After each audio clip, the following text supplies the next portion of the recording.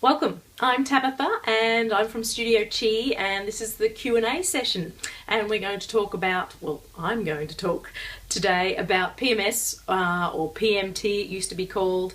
And you know, it's just that time of the month where us women can go a little beeping crazy, and it's no fun. It's really quite debilitating. It varies every month. It can just totally change your world upside down, and you think, who is this woman? Where has she come from? So yeah, stay tuned and here it comes.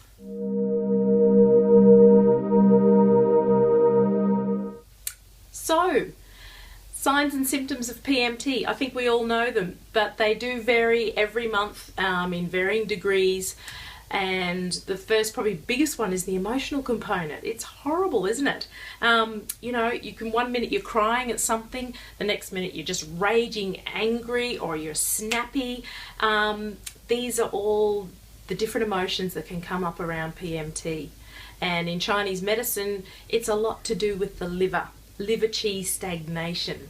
So the liver gets full, it's a bit of a greedy organ, and it's not breaking down those hormones properly. It's not breaking down the toxins properly that are circulating throughout your system at this time of the month. So in Chinese medicine, you will feel these emotions, and it's usually anger, frustration, or you know, you go the other side to the sadness.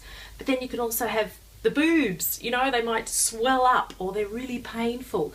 You can sigh a lot, and a lot of women say, no, I don't sigh, and then they come back in after their first or second treatment and go, wow, I sigh a lot. And this is the liver trying to actually breathe and get the oxygen and qi and blood flowing to that liver to move it, to get that liver back to its normal function. And then of course you can also get a bit of bloating and also fluid retention. That's really not nice at that time of the month. You feel full, you feel bulky, you don't really feel yourself. Everyone else, there's certain different types of signs and symptoms that you'll have that are a little bit off the scale. I'm just talking about the ones that are very common. Headaches, you get that horrible hormonal headache at that time of the month. And some women have migraines. Every month they will suffer a migraine because they're getting the period. This is not life. This is not free flow. This is agony. This is like torture. And I'm telling you, you come in and you have some acupuncture and some Chinese herbs and it will change your life. I'm proven of that, and a lot of my women in my clinic could talk up about it as well. So, what can you do? Well, of course you all know acupuncture, but it's like twice a week for around 3 weeks. And if you start just after your period, when your next period comes up, you're going to notice a huge change in those signs and symptoms. They will diminish, some will disappear, some will still stick there a little bit, but you'll find it's a big, big change, which is so exciting. It's so easy. And then, you know, along the way, you might just need a maintenance. Sometimes during the month, you might have a little more stress, or you might not have had enough exercise, or you might be partying too much, or you know, something hugely emotional might have happened throughout that month.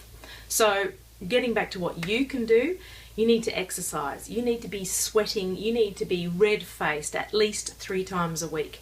And I'm talking, you know, a good half an hour, 45 minutes. That really helps move that liver.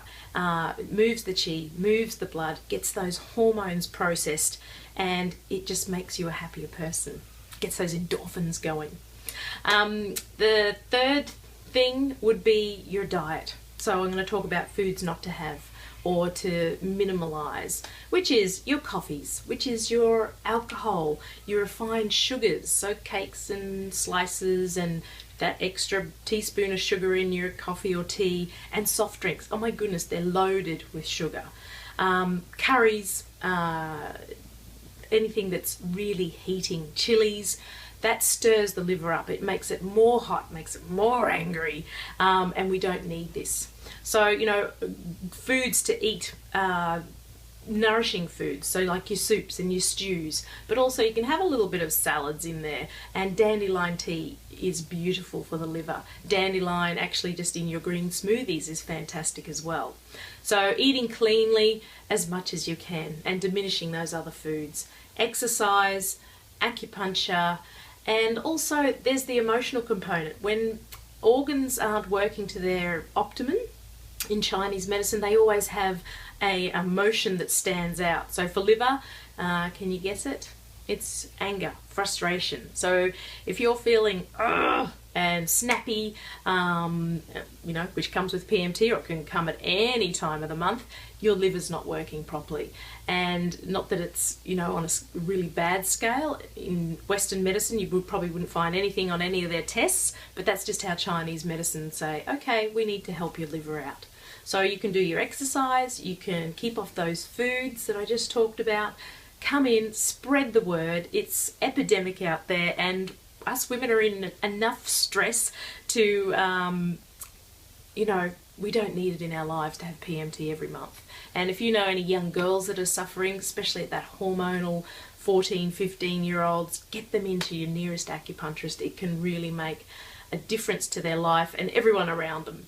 So enjoy, and rock out acupuncture, spread the word. Thanks for coming. We'll see you next week for, I think it's going to be a little more women's stuff next week, so stay tuned. Okay, bye.